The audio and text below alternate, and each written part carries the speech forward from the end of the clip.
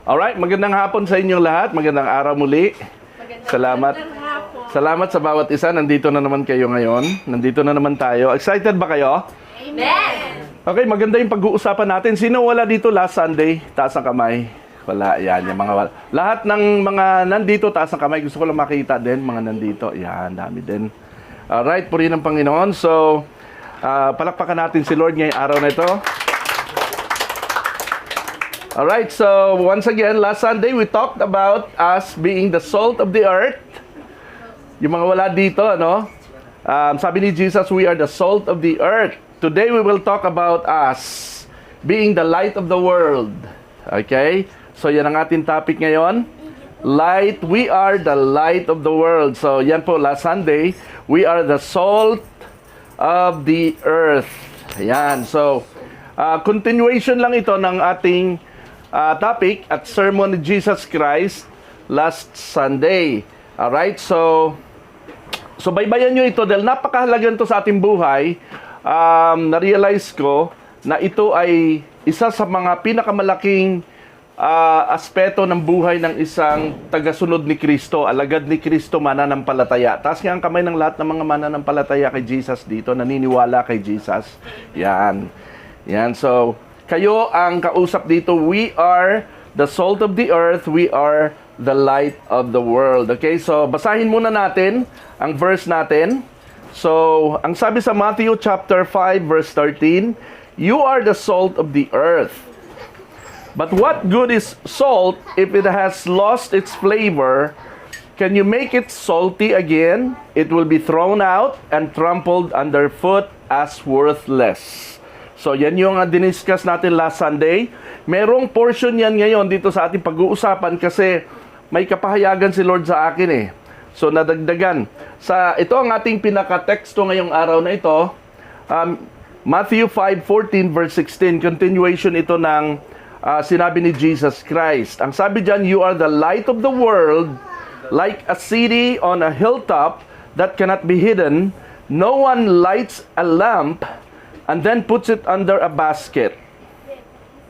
Meron ba nag-iilaw sa atin na pagka-ilaw ay tinatakpan ng basket? Ano, wala, ano? So, instead, a lamp is placed on a stand where it gives light to everyone in the house. In the same way, let your good deeds shine out for all to see, so that everyone will praise your heavenly Father. Amen? Sa Tagalog, pakibasa po. Gusto kong kayo naman ang bumasa nito.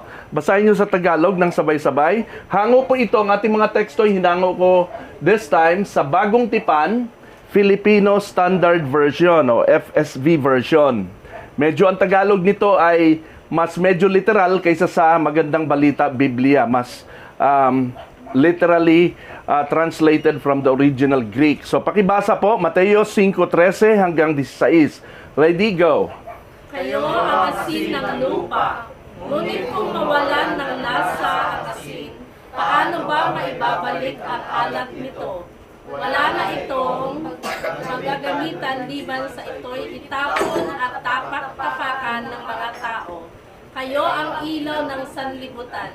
Hindi maikukubli ang isang puso na itinayo sa ibabaw ng isang burol. Nawala na yung mga nagbabasa. Ulit. Ready? Kayo ang ilaw ng sanlibutan. Ready, go. Kayo ang ilaw ng sanlibutan. Hindi maikukubli ang isang lungsod na itinayo sa ibabaw ng isang burol.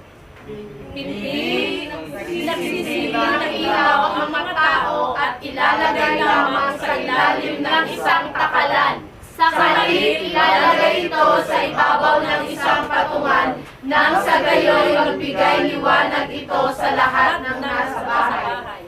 Sa gayon din paraan ay paliwanagin ninyo ang inyong ilaw sa harap ng mga tao, upang makita nila ang iyong mabubuting gawa at walhatiin ang iyong Ama na sa langit. Amen. Palakpakan natin si Lord. Thank you, Lord. So malinaw, ano? Malinaw ba? Malinaw. Hindi na natin ipapaliwanag to. Malinaw eh. Okay na tayo. So may dalawang role ang mga followers of Christ. Dalawang role. Ito ay pagiging asin at ilaw ng sanlibutan. Tinalakay natin ang asin last Sunday at ngayon naman ay tungkol sa ilaw. Kaya lang, may karagdagang pahayag kasi si Lord sa akin. Kaya habang sinusulat ko itong sermon tungkol sa ilaw, may sumisingit na revelation na pahayag sa akin tungkol sa asin. Kaya gusto kong ipahayag din ito sa inyo. Yung mga bata, J-Ben, quiet. Alright? So, para yung focus natin. Sige, ready, go. Let's pray bago tayo mag-start. Panginoon, at Ama naming Diyos na nasa langit, maluwalhati po nawa ang iyong dakilang pangalan sa aming pagpapahayag ng iyong salita. Ipagkaloob po ninyo ang inyong malawak na karunungan sa amin sa mga sandaling ito at tulungan mo kami na ipamuhay ang aming mga natututuhan. Sa pangalan ng iyong bugtong na anak na si Jesus. Amen. Amen.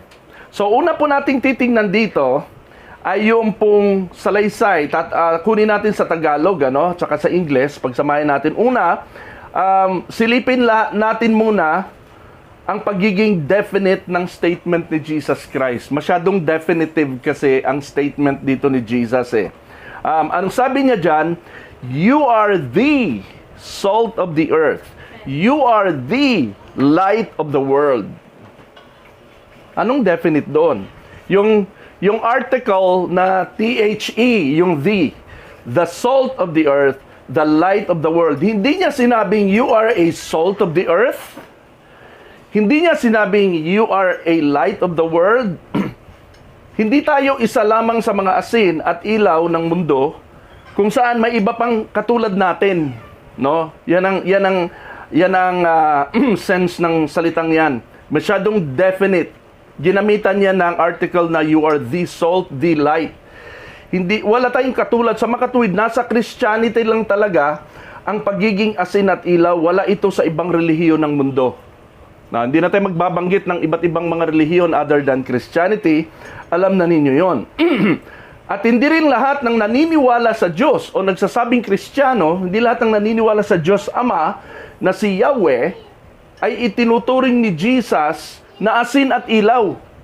Meron lang talaga siyang specific group of people na pinatutungkulan dito sa mga sinabi niya. At nandito yung kailangan nating makita. Okay? So, ito ay tumutunggol lang, ang pagiging asin at ilaw lamang ay kaloob lamang ito sa specific group of people, walang iba kundi ang kanyang mga alagad. Sila lang ang pinagkalooban ng ganitong klaseng calling at gift. Kasi ang mga Hudyong kababayan nga po ni Jesus, mula noon hanggang ngayon, ay believers din sa Ama. Believers kay Yahweh, pero they don't believe in Jesus. So kahit pala believers ka sa Diyos, pag wala si Jesus Christ sa picture, hindi ka kabilang sa grupo na tinutukoy ni Jesus dito. Kaya may exclusivity ito. Nasusundan natin? Exclusive. Who are these people? No? Ang tanong, alagad ka ba? Alagad ka ba? Yan ang tanong. Sagutin mo yan sa iyong sarili, alagad ka ba? So, ang mga alagad na ito ay special na mga tao. Special tayo, we are a people of destiny, a people of purpose, a peculiar people. Pag sinabing peculiar, unusual, kakaiba. No? Unusual group of people whom God has chosen and appointed to be part of Christ's astronomical job on this planet. Sinabing astronomical, sobrang, mas malaki pa sa gigantic. Mas malaki pa sa Earth. Yan ang astronomical. Sobrang laki ng job ni Jesus. At itong mga alaga, they have been given the chance to be part of that job. What a privilege, tama ba? Malaking privilege yun. At wala ito sa iba, at ang meron lang nito ay itong group of people na yon. At alam niyo bang tayo yon? Kasama tayo doon. Kasi nung pinili niya yung 12, yung 12 disciples, nalaglag yung isa. Nung pinili niya yung 12, ang sabi niya, binili niya, go and make disciples. Ibig sabihin, produce yourselves. And then, hanggang dumating ang 2023, 2024, dito na tayo. Alright? Si Lord, kay Lord, walang time eh. No, it doesn't matter the time noon, 2,000 years ago, 2,000 years after, iisa lang yun sa Panginoon. Nasa susundan natin? No? So, ganun yun. So, kasama tayo dun sa astronomical work of ministry ni Jesus Christ. Ngayon, yan ang una, no? Yung definitive statement na tumutungkulan talaga sa specific group of people. Pangalawa, na gusto kong makita nyo dito, you are the salt, the light. Ano yung pangalawa? Alam nyo kung ano? Ayan, pakibasa.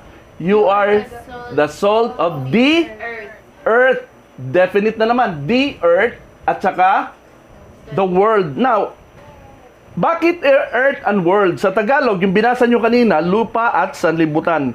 You are the salt of the earth. You are the light of the world. Sabi sa Filipino Standard Version, kayo ang asin at lupa, asin ng lupa, kayo ang ilaw ng sanlibutan. Ano bang pagkakaiba ng earth sa world? Earth is yung planeta ng Earth. Planeta. Okay, very good. Ang world, Ito yung ano siya, mas malawak siya eh. nakita nyo na. May litrato dyan, no? Kitang-kita nyo na, no? So, pareho lang sila o sadya bang may ibig sabihin si Jesus dito kung bakit pinag-iba niya ang sinabi? Ha? Earth and world may have similarities in usage, but they are completely different from each other. No? So, tingnan natin. Tama kayo. Ang Earth po ay planeta. This is the third planet. Yeah? Typically, kapag binabanggit po ang Earth, ito ay tumutukoy sa physical planet bilang ikatlong planeta sa ating solar system. Okay? So, bakit binanggit ni Jesus Christ ang earth doon sa salt? Meron siyang ibig sabihin doon na hindi masyadong napapansin ng karamihan sa atin. Pero, tiningnan ko ito. Dahil naniniwala kasi ako na every word na nasusulat sa Biblia na hindi mo kailangan dagdagan o palitan, kung ano yung nandoon, may meaning yun. May mensahe yun sa atin. Amen? Amen. Alright. So, so earth ang sinabi dyan. Ang world, ayan. Pangatlong lakihan natin ng konti. Kita nyo gaano kaliit ang earth sa sun? Grabe ang laki ng sun. Ang sabi kasi ng ang sabi daw kasi ng NASA, kailangan ng mga 1 million earth. Pag samasamahin mo sa isang garapon, yung 1 million earth para maging kasanlaki ng sun. Kasi bigat ng sun. Ganon katindi. At yet, ang sun na yan ang pinakamaliit na star. Okay, ganon sa kaliit. So ngayon, ang world naman sa Tagalog ay sanlibutan. Sa Espanyol, mundo. Mundo, no? El mundo. Okay? So, ito ang world ay it is a much closer look into the earth. Mas pumokus lang doon sa buhay-buhay ng mga tao doon sa earth. Ito ay tumutukoy sa mga inhabitants of the earth, mga tao at mga nilalang, including plants, animals, societies, cultures, events, and all human affairs on the earth. Yun ang world. Kaya nga, meron tinatawag na world map, merong world encyclopedia, may World Guinness Book of Records, okay? Etc. Pero walang earth map. May nakita na ba kayong earth map? Walang earth map, world map lang. Walang earth encyclopedia, world encyclopedia lang. Kasi it's a much closer look doon sa life ng mga inhabitants of the earth. So, iba ang ibig sabihin ni Jesus pag sinabi niyang earth. You are the salt of the earth. Iba rin ang ibig pinatutungkulan niya pag sinabi niyang you are the light of the world. So, meron siyang magkaibang mensahe sa dalawang ito. Sabi nga ni Tom Jones, ano yung sabi niya? You're my world, your every breath I take. You're my world, your every move I make. Kita nyo? So, ang world tumutungkol sa minamahal, tungkol sa pamilya, tungkol sa buhay, tungkol sa closer look. So, magkaiba talaga ang earth sa world. Nasusundan natin? No? So yun, bakit, yun nga po ang dahilan kung bakit sa pagiging asin natin, ang sinabi niya ay earth, pero sa pagiging ilaw daw natin, ang sinabi niya ay world. So yan ang ating titingnan. So kung magkaiba ang kahulugan ng earth sa world, ang ibig sabihin ni Jesus, may dalawang pinag-uukulan ng ating buhay bilang mga alagad. May dalawang kaloob tayo dito, may dalawang calling tayo, at yan ang ating ipapahayag ngayon. So pag-usapan naman natin ang asin. Okay? Ang asin daw ay ano? Meron daw 11 utos. 11th commandment. Do not eat salt. Narinig nyo na yun? Because it's a sin. Because it's a sin. Corny, ano? So last week, tinalakay natin, ang asin ay inilalagay, sabi natin, so mga wala dito ang asin daw po ay inilalagay para lumabas ang lasa ng ibang mga sangkap na inilalahok natin sa mga lutuin. Ang nagsabi niyan ay si Bon Appetit. Ano rin yun yan? Bon Appetit. Bon Appetit ba pronunciation nun? Bon Appetite. Okay, so, ang hindi pala ang lasin, kaya naglalagay ka ng asin para umalat. Oo, nandoon yon, distinct taste niya yun. Pero, ang nagagawa talaga ng asin ay palabasin ang flavor, ang bango ng iba mong ingredients na inihalo. Nakukuha nyo? Kaya kung wala kang inilagay na luya, kung wala kang inilagay na bawang, kung hindi mo ginisa, ang lugaw, alat lang ang meron. Pero pag nilagyan mo yung lulutang yung bango, niluluto mo pa lang, naamoy mo na, nasusundan natin. So, ganun ang nagagawa ng asin. In the same token, tayo bilang mga asin ng lupa o planetang ito, tayo ang ginagamit ng Diyos para magkaroon ng kaayusan at kapayapaan dito sa earth hanggang sa second coming ni Jesus Christ. Alam niyo ba yon? Yan ang sabi sa Revelations chapter 6, verse 10 to 11. No? Inaantay na lang, nandito pa kasi tayo Imaginein mo lang po kung ang earth, kung wala ang lahat ng mga mananampalataya dito. At ano sa palagay nyo? Wala tayo. Walang lahat ng mga believers dito. Anong mangyari sa earth? Puro patayan. Puro nakawan. Puro giyera na lang ang mangyayari. Paunahan na lang po ng paglo-launch ng mga nuclear weapons. Nakahanda na dyan ang North Korea. No, nakahanda na dyan ang China, nakahanda ang Russia, nakahanda ang Iran, nakahanda lang sila. Ang hindi lang handa ata, Pilipinas. Kasi meron tayong Diyos na only Christian nation nga Paano na lang kung wala ang Christian nation? Paano lang kung wala tayo? Wala lahat ng mga tunay na mga alagad ng Panginoon. No? So, ganun ang mangyayari. Magulo ang mundo. Magulo ang earth. Tayo ang salt of the earth. Wala nang human rights, wala nang justice system sa mundo kung wala tayo. Di ba? Walang lasa ang mundo. Walang sarap ang mundo kung wala ang asin. Ngayon nga pong nandito tayo, mga anak ng Diyos, nangyayari na yan How much more kung wala na talaga tayo? Nakukuha natin? Buti nga may asin pa Medyo may lasa pa. Ang mga government leaders na mga bansang nagtataguyod ng konstitusyon, alam niyo ba ang konstitusyon ng democratic nations? Ang mga bansang nagtataguyod ng konstitusyon na hango sa mga prinsipyo ng Biblia, ang mga konstitusyon kasi ng mga bansa na demokratiko, hango yan sa biblical principle ang konstitusyon ng mga batas ng mga bansa. Siya pong nagpapanatili ng kayusan at kapayapaan dito sa earth. Alam niyo bang ang spirit of the Antichrist ay matagal nandito sa earth, kumikilos sa mga di mananampalataya. Alam niyo ba 'yon? Yung iba kasi akala nila ang Antichrist paparating pa lang, nandyan po siya. Sinabi na po yan ng Bible. 1 Juan 4:3, nakalagay po yan Ang sabi diyan, pakibasa 1 Juan 4:3. Ready, go. Ang bawat espiritong hindi kumikilala kay Jesus ay hindi sa Diyos. Ito ay espiritu ng Antikristo na inyong narinig na darating. At ngayon nasa sanlibutan na. 2,000 years ago na ito, sinulat. So 2,000 years ago, nandoon na-realize na nila na nandoon na ang Antichrist. Na meron talagang kukontra at kukontra kay Jesus Christ at sa lahat ng mga alagad ni Jesus Christ. Hindi pa lang ho siya makalitaw ng full blast ngayon dahil may humahad lang at pumipigil sa kanya. Kaya hindi pa siya lumulutang kung sino ba talaga ang pinaka-Antichrist na ito, no? Na itatapon sa lake of fire, yung pinag-usapan natin nakaraan. Hindi pa siya makalutang. Alam niyo kung bakit? Meron daw po kasing humahad lang. Basahin natin kung ano yung humahad lang. 2 Thessalonica, 2 Thessalonica 2:8, 2:1-8. Pakibasa. Ready, go.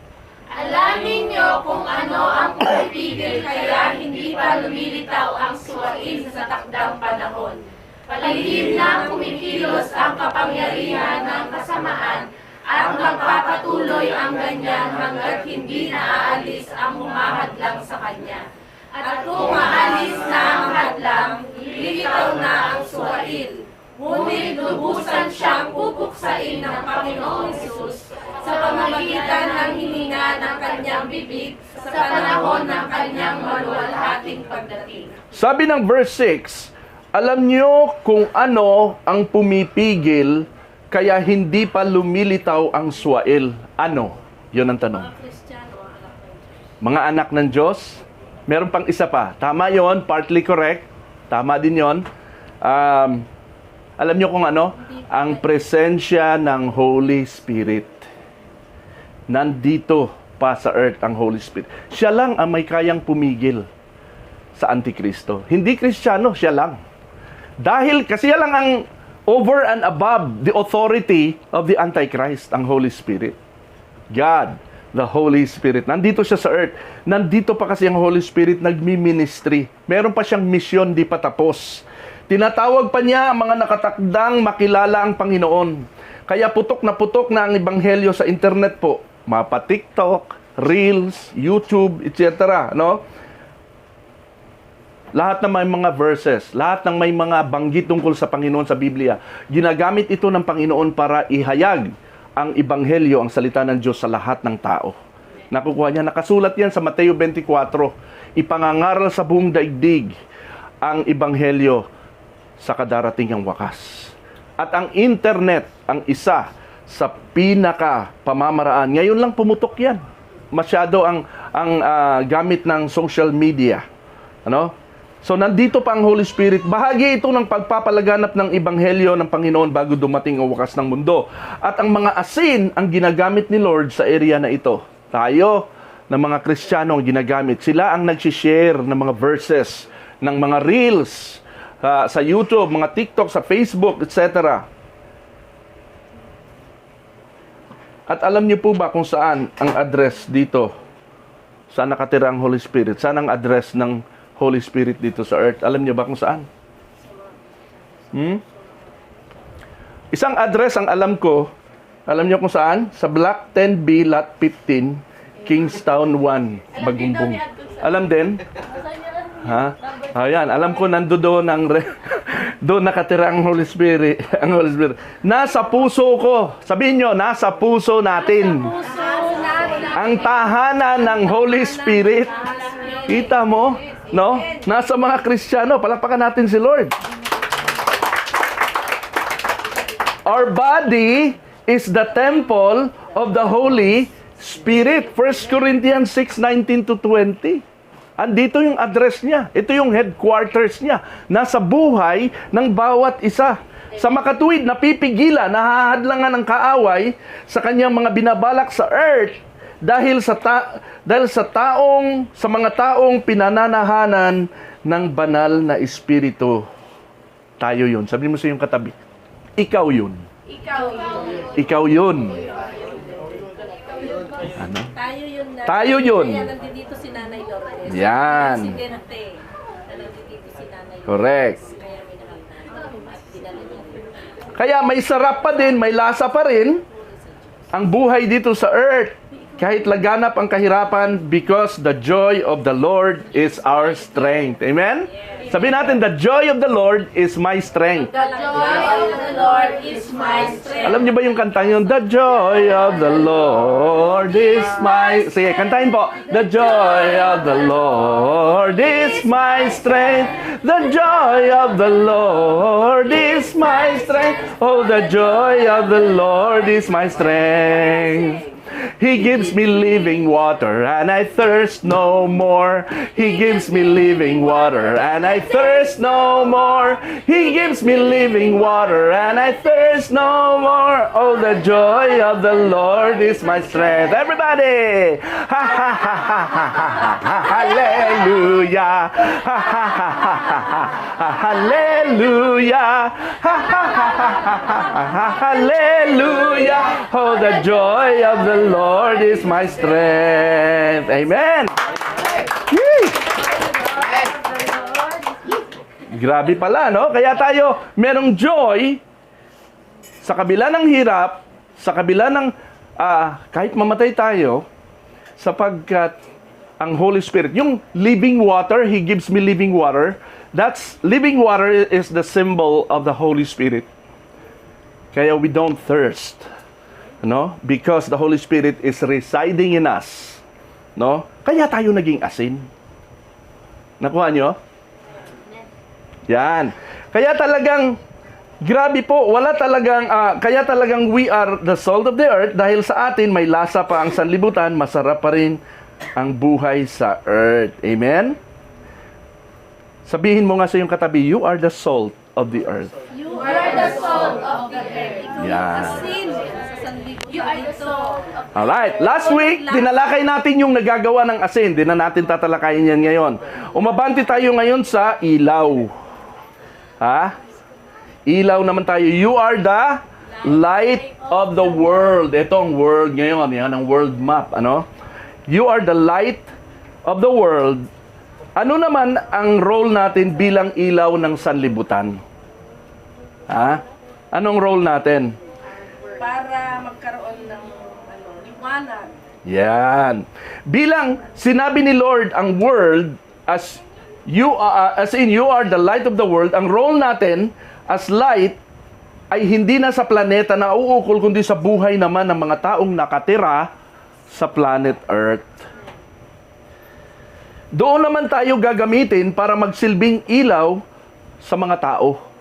Magsilbing ilaw sa gobyerno. Magsilbing ilaw sa tahanan, ilaw sa trabaho, ilaw sa barkada, ilaw sa loob at labas ng bahay. Kahit saan ka nandoon, ilaw ka.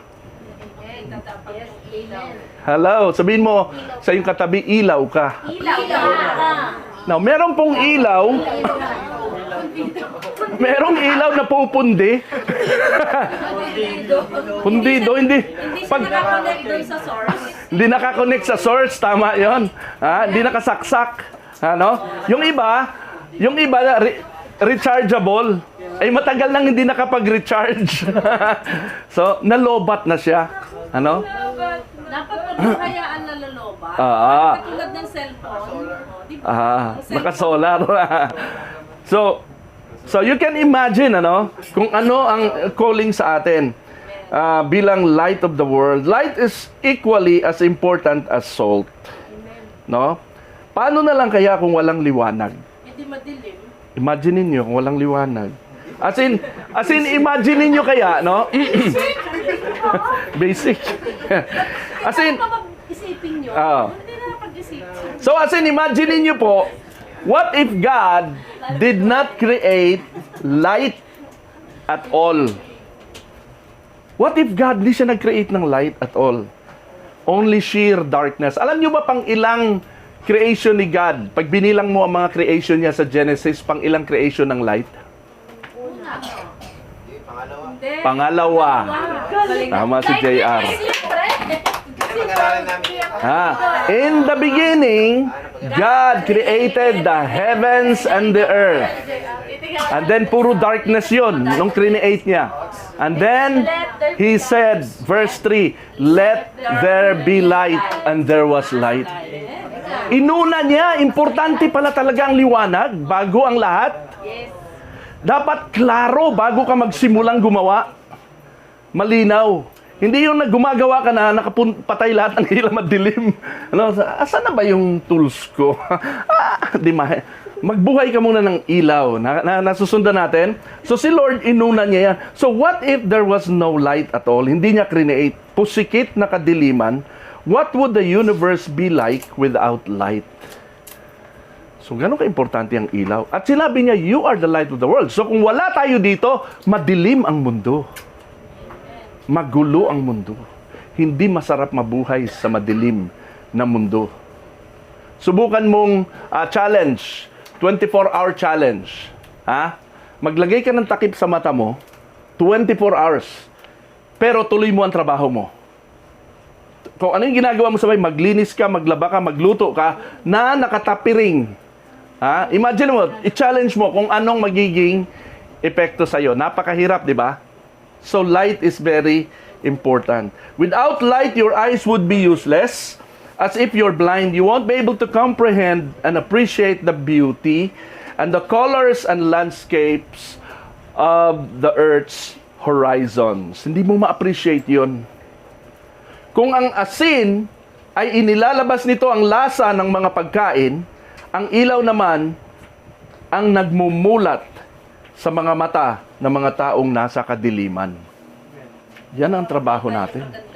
Yes. Ma-realize nila, tayo yun. Meron tayong misyon. Yan ang trabaho natin. Sa mga tropa natin, sa mga kalaro natin, sa mga katrabaho natin, sa mga kaibigan natin, saan ka man, nasa loob ka man ng bahay o nasa labas. Ang liwanag na taglay natin ay ang ating buhay, yung ating pagkatao, at ang testimony natin bilang mga nakay Kristo. Yan ang liwanag natin. Yung buhay, pagkatao, yung patotoo natin, yung kwento natin, no? Yan ang ating liwanag. Bilang mga mulat sa katotohanan, bilang mga peculiar or unusual people, sabing unusual, iba ka rin, ano? Yung mapapasabi ng mga kaibigan mo, iba ka talaga, no? Ba't di ka nagmumura? Iba siya, no? Iba ka mag-isip. Yung mapapansin nila, peculiar ka, naiiba ka. May napapansin sila yun, nagiging ilaw ka na noon.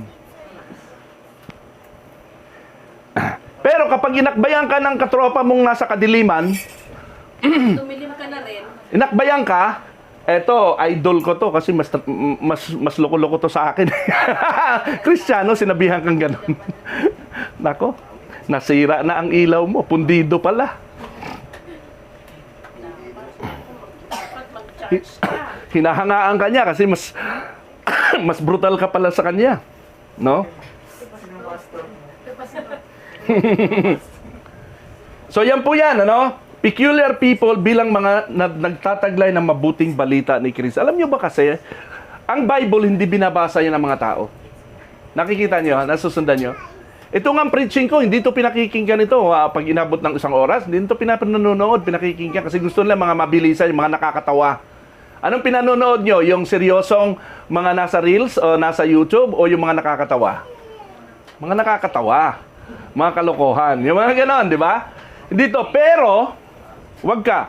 Pag nakita ng mga tao ang buhay, ang kinikilos, ang ginagawa mo, maaakit sila sa Panginoon. Amen? Kahit di ka nagsasalita. Yan yon.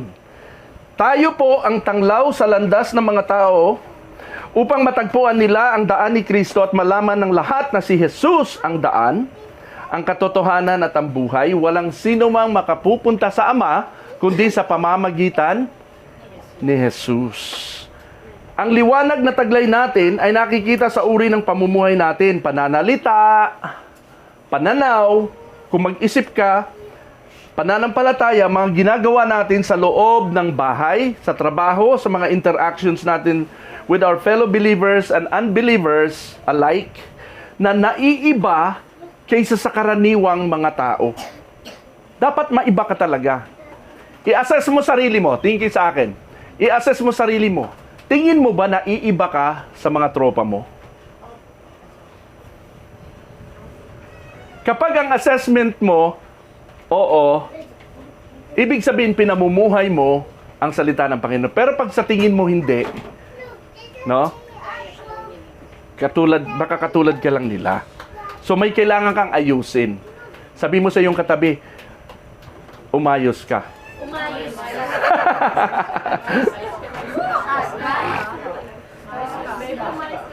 Kung ang mga kilos natin, kung ang mga kilos natin, ang mga ginagawa natin at pananalita ay kagaya lang din ng mga taong madilim ang buhay at pag-iisip, paano ka magiging ilaw sa kanila kung madilim ka din? Ha? As if you're just a blind leading the blind. Come to think of it kaya, no? Imagine niyo to, reflect on this. Kung si Jesus, nung nandito siya sa katawang lupa, 2,000 years ago, ay namuhay at nanalita lang din ng katulad ng mga makasalanang tao na nakasalamuhan niya noon. Sa palagay nyo kaya may bago tayong matututunan sa Kanya? Sa palagay nyo? Ganun lang din, walang pinag-iba. No? Hindi siya peculiar. Sa tingin nyo kaya may matututunan tayo? Mare-record kaya siya sa history na ito ang sinabi ni Jesus? No?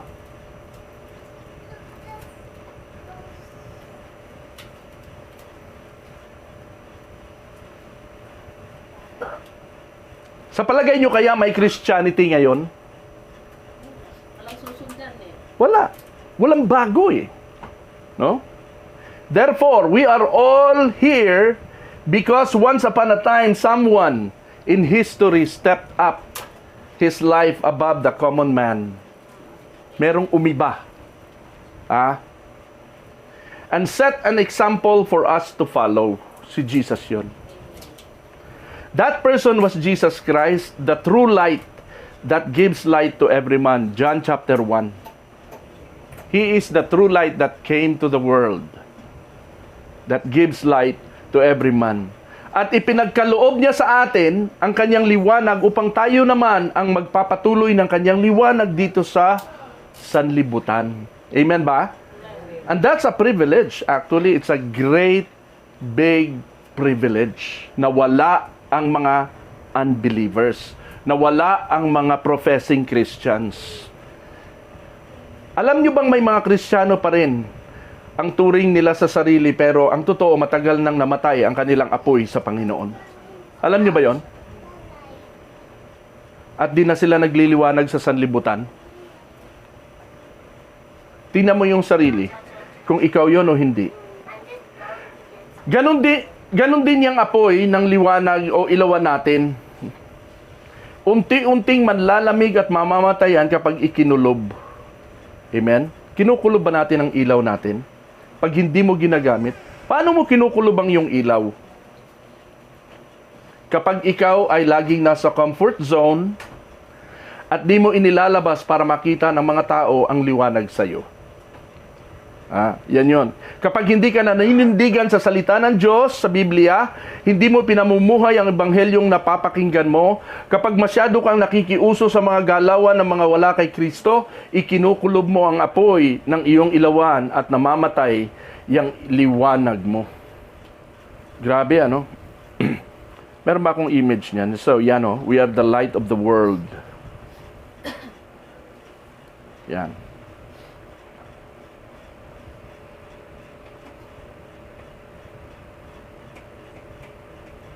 Gusto kong basahin nyo ito. Matthew 5, verse 15. Pakibasa. Ready, go. Hindi nagsisindi ng ilawan ang mga tao at ilalagay lamang sa ilalim ng isang takalan. Sa halip, ilalagay ito sa ibabaw ng isang patungan nang sa gayoy magbigay liwanag ito sa lahat ng nasa bahay. Anong mangyayari sa apoy ng kandila pag inilagay mo ito sa ilalim ng isang takalan? Ang takalan yung parang gano'n, pantakal nila ng palay yan, ng bigas. No? Wala kasing kiluhan noon eh. Noon takal-takal. Ayun, so yan ang pansukat nila. Nag-ilaw sila ng kandila, tapos tatakpan nila. Anong mangyayari? Makukulob. Di magtatagal, mamamatay ang apoy at mawawala ang ilaw. Alam nyo bang may mga Kristiyanong gano'n? Tinatakpan nila ang kanilang liwanag. Hindi nila pinakikita na sila'y Kristiyano. No? Para hindi sila tuyain, para hindi sila pagtawanan, no, yung mga ganon. Gusto nila parang blend lang sila sa mga di mananampalataya. Yan, tinatakpan daw natin ang ilaw. Si Jesus Christ, kahit anong sabihin ng mga tao, angat na angat ang kanyang pagkakaiba sa kanila. Kaya napapansin siya eh. Kaya napuputukan siya eh, ng galit ng mga tao. Kasi iba siya sa kanila. Hindi siya nakikiuso. Kapag hindi ka nagpapagamit kay Lord sa ministry, ayan, kinukulob mo ang iyong ilaw sa ilalim ng takalan. Kapag ayaw mo mag-step up at tumayo sa harapan para mag-lead dahil nangingibabaw ang hiya mo sa tao kaysa hiya mo kay Lord, ikinukulob mo ang iyong ilaw. Kapag hindi ka lumalabas para mag-invite ng mga tao sa gawain, mag-share ng gospel, kapag ang gusto mo lang ay doon sa comfort zone, umupo, makinig, mag-pray, ayaw mo nang may challenge, kapatid, inilalagay mo ang iyong ilawan sa ilalim ng takalan. Sa ilalim ng banga. Tinatakpan mo. Yan yun.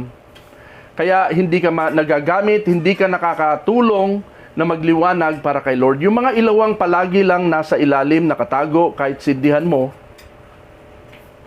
nang paulit-ulit, useless, mayat mayari namamatay. Naintindihan natin? Hindi sanay sa liwanag. Nakukulob eh. Ilabas mo yan, kapatid. Sabi mo sa iyong mga kasama, ilabas mo yan. Kaya nga, may church tayo para meron tayong outlet. Alam niyo ang trabaho ng church? Sabi natin, trabaho ng church ay outlet. Dito mo ilalabas, no? Yung nasa kalooban mo, yung mga natututunan mo. Harapin mo ang takot, labanan mo ang hiya, dibdiban mo ang kaba for the glory of the Heavenly Father. Para kay Lord, harapin mo ang iyong takot. Anong sabi ni Lord sa verse? Ilalagay ito saan? Sa ibabaw ng isang ano? Patungan. Mag-level up ka, itaas mo. Amen. No, tumungtong ka kung merong stage, umakyat ka sa stage, kapatid. Huwag kang mahiya, mag-share ka, magpatotoo ka, magsalita ka. Ipakita mo sa madla na iba ako ay Kristiyano. Amen. Yan. Mag-step up ka. Sabi mo sa iyong katabi, step up. Step up. Level up. Level up. Oh. Huwag mo silang sabayan. Ibig sabihin nun, tumindig ka, tumayo ka. Kung may entablado, go. Akyat ka sa entablado at magsalita ka, ipahayag mo ang kabutihan ng Diyos. Walang hiya-hiya. Hindi kinahihiya si Lord. Ipinagmamalaki. Amen? Yan. Dibdiban mo ang takot. Kung kinakabahan ka. No? Makapagsalita ka lang kay Lord. Mga alagad, hindi kayo tinawag para manahimik at magtago, kundi para lumabas at magsalita, magpatotoo, mag-share, magpaliwanag. Amen? Ilabas ang liwanag. Yan ang ibig sabihin ng magpaliwanag. You are called to serve, to step up, level up, be in the limelight, in the forefront where people can see you sharing and showing the way of the Lord's truth. That's your destiny, your job, your duty, being the light of the world. Amen ba? Amen. Can I hear amen? Amen. Bilang ilaw, we fulfill our role when we position ourselves up and above the things around us. Meaning, we must be on top of our personal situations in life to be able to shed light to others, especially in dark times of trouble when we're needed the most. Kapag magulo ang mga nangyayari sa mundo at ikaw ay apektado ng mga nangyayaring kaguluhan at kahirapan sa buhay, no? Mag-step up ka. Huwag kang lulugo-lugo na talunan na Kristiyano. Amen? Si Jesus Christ, kahit nung siya'y pinersecute na, kahit nung siya'y pinahirapan na hanggang sa maipako sa krus, no? Hindi siya bumigay. Talagang Pinangatawanan. oo, pinangatawanan niya. Ganon yun. Step up talaga. Kung walang gumanon, walang taong ganyan. Alam nyo, lahat ng mga pinapanginoon, ng mga iniidolo ng iba't ibang mga reliyon sa mundo, walang katulad si Jesus. Si Jesus lang ang merong ganong klaseng prinsipyo. Si Jesus lang nung pinaratangan ng mga masasama sa harapan ni Pontius Pilate, ang hindi umimik. Hindi niya sinalag at pinamali ang mga paratang sa kanya. Kahit dinuraan siya, sinampal siya, tinakpan ang mata niya, at sinuntok siya, kahit hindi siya umiming, hindi siya nagsalita, tinanggap niya lahat ng yon. Nakukuha natin, nag-step up siya. Iba siya, peculiar, kakaiba. Kaya ang mga taong unbeliever, sabi nung mga sumuntok sa kanya, nung mga dumura sa kanya, yung mga nanakit sa kanya, nung nakapako na siya sa krus, anak nga ito ng Diyos. Iba siya eh. Nakita, hindi nagsasalita. Tumigil na ng pagpipreach si Jesus Christ. Kailan siya tumigil ng pagpipreach? Matagal na siya tumigil. Nung siya'y nasa kahirapan, papunta on the way to Calvary, no? Hanggang doon sa krus, hindi na siya nag-preach. No? Ang kilos na lang niya, ang binabasa ng mga tao. Kaya mga kapatid, itong kilos natin bilang Kristiyano, no, liwanag ito eh. Yung mga tao minsan makikita lang liwanag pag patay ka na. Itong preaching ko, itong mga tinuturo ko, hindi ito pinanunood sa YouTube ngayon eh. Dami na ako in-upload sa YouTube, tsaka sa Facebook. No? Hindi ito pinanunood, pero pag patay na ako. Kayo, baka hindi nyo to baka hindi nyo to nare-realize ngayon. Pag wala na ako, pag kinuha na ako ni Lord, doon nyo maalala at pag pinanood nyo yun, uy, ito nga palang sabi ni Papa. No? At doon ngayon, lulutang ang mga mensaheng ito sa mga future generations. Gano'n naman ang storya lagi eh. Ang history. Amen po ba? Amen. Kaya ako, I don't care if yung maniniwala kayo. I don't care kung may tao walang makikinig sa akin. No? Okay lang. Kasi pagka may sinabi, naka-record yon at ang future generation ang makikinig noon. Nakukuha nyo?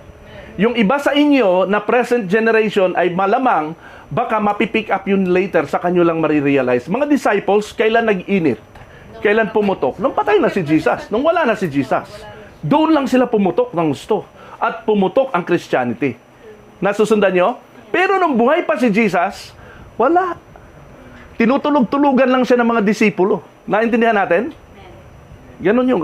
Kaya ako, I don't care po kung masakit ang magsalita. Minsan si Mrs. sinasabi niya, dahan-dahan ka. Huwag mo nang banggitin yung mga pangalan ng church nila. Huwag mo nang banggitin yung mga pastor. Huwag mo nang banggitin... Hindi. Pag ako napupuspos ng banal na espiritu, ako nga, ito naisip ko, pag kami nagagalit sa akin at meron dyan, merong bigla na akong barilin, tumba ako, okay lang sa akin. I would rather die preaching the Word of God than die sapagkat may mga pinahalagan na akong tao. Okay? Ang aking goal kasi doon sa heaven, wala na lahat ng ito. Tapos na. At matupad ko lang ang mission ng Lord. Ang sabi ng Lord, well done, good and faithful servant. Lahat naman sila eh. Lahat ng mga sinusundan natin. No? They all died suffering as martyr for the Lord. They became light later. During their time, hindi sila liwanag. Kadiliman sila. Galit na galit ang tao sa kanila. Pero nung namatay na sila at lumipas na ang mahabang panahon, doon napagtanto ng mga tao ang sinabi ng taong yon. Nasusundan natin? Kaya nagmamarka sila sa mga libro eh. Ang sinabi ni ganito, doon lang sila naalala. Ilaw kasi talaga sila ng mundo. Amen? Palakpakan natin si Lord dyan. Sabi mo sa iyong katabi, you are the light of the world. You are the light of the world. Ang goal natin ay ang mapapurihan ng ating Ama sa langit sa mga ginagawa natin. Kaya dapat hindi tayo lulugo-lugo na tila talunan sa mga digmaan. Dapat ipakita natin bilang mga Kristiyano at nasa si Kristo ay nagtagumpay, tayo rin ay mananagumpay. Amen? Because we know that we can do all things through Christ who strengthens us. Amen? My Bible says we are more than conquerors. Yan. Ha? Romans 8:36, nandyan ba? Yan. Wala dyan. Sabi sa Romans 8:36, nandyan yan eh. Bakit wala? Okay, so kung wala siya, sige lang. Sabi sa Romans 8:36-37, for your sake, we face death all day long. We are considered as sheep to be slaughtered. No, in all these things, we are more than conquerors through Him who loved us. Amen ba?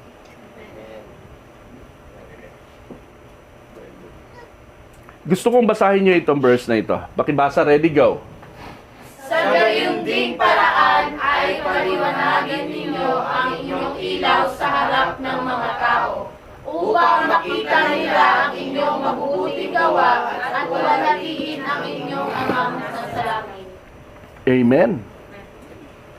Upang makita nila ang inyong mabubuting gawa at luwalhatiin ang inyong amang nasa langit. Yung hindi ikaw ang pupurihin, ang luluwalhatiin at pupurihin ay yung Diyos. Ibig sabihin, mini-message mo, kino-convey mo sa iyong mga ginawa na hindi ikaw to. Si Lord ito. Yan po yan. Now, why not salts and lights? Ayun pala, we are more than conquerors. Nandoon pa lang pala yun. Okay? Okay. Tanong, malapit na tayo sa dulo. Why not salts and lights? Ba't ang sabi, you are the salt of the earth, you are the light of the earth, of the world. Bakit hindi ginawang plural with S? Bakit ganon? Madami naman tayo. Madami naman yung mga kausap niya. Mga individual ba ang kausap ni Jesus dito sa Matthew 5 o group? Individual o group? Grupo sila. We are salt and light only when we are united as one in performing the ministry given to us. So magiging effective ka lang pala na salt, na asin, kapag ka nasa grupo ka. Pag madami kayo. Nasusundan natin? Sino nag-aasin dito? Nag-aasin ba kayo ng, ay, ano be, pahingi ako ng 3 pirasong asin. Tatlo. Sige, bibilangin po. 1, 2, 3. Tapos nilagay mo ngayon yung 3. Pagkatapos, be, dagdagan mo ng 24 pieces pa. Bilang ka na. May ganun ba? Hindi. Hindi ganun. Grupo ang as one. Yan ay, no? Pakibasa ito. A grain of salt, ready, go. Grain of salt. Ready? 1, 2, 3. A grain of salt by itself cannot be salty enough for a dish. Ang ilaw man ay mas maliwanag kapag madami at sama-sama. You cannot fulfill God's purpose in your single hand. You cannot fulfill God's purpose in you single-handedly. Kung nag-iisa ka lang, nagsosolo ka. Amen? Dapat ang Kristiyano hindi nagsosolo, kasama sa team. Nag-church ka dapat. Amen? May ministry ka dapat na involved. Youth ministry, mga kananayan, mga kabataan. No? Meron kang ginagawa kasama ang grupo. Si Jesus Christ, nung lumalabas ba si Jesus Christ, nag-iisa siya? Hindi, grupo niyang kasama lagi ang mga tao, ang mga disipulo, no? Team sila. As one sila. Kaya maski marami yung kausap niya, walang S. Ibig sabihin, ang pagiging salt natin, ang pagiging light natin ay wala sa pagiging individual natin. Ito ay teamwork. Sabihin natin teamwork. Teamwork. Teamwork, team effort. Yan. So, in conclusion po, bilang mga asin at ilaw ng sanlibutan, it is our duty to do good and great things for the glory and honor of our Father in heaven. Our sacrifices and faithful adherence will certainly be rewarded. Naniniwala ba kayo na lahat ng galaw natin dito para kay Lord may reward? Amen. Yes, meron ito. On Judgment Day, nung tinuro ko yung Judgment Day, naintindihan nyo na ang ibig ko sabihin dito. On Judgment Day, it is our solemn goal to be crowned and honored by the Lord, saying, well done, good and faithful servant. Saan tayo magiging well done, magwi-well done dito? Sa pagiging salt, sa pagiging light natin sa mundo. Gusto nyo ba yon? Masabihan kayo ng well done? Yung approval ng Lord sa atin? Yun ang pinaka-goal natin dapat. No? Kaya tayo mamumuhay ng ayon sa salita ng Panginoon. Sana ipamuhay natin ito. Amen? Itong natutunan. Meron ba kayo natutunan ngayon? Amen. Ipamuhay natin ito. Yun na lang ang kulang doon eh. Pag pinamumuhay natin ito, we will never be wrong. We can never go wrong. Amen?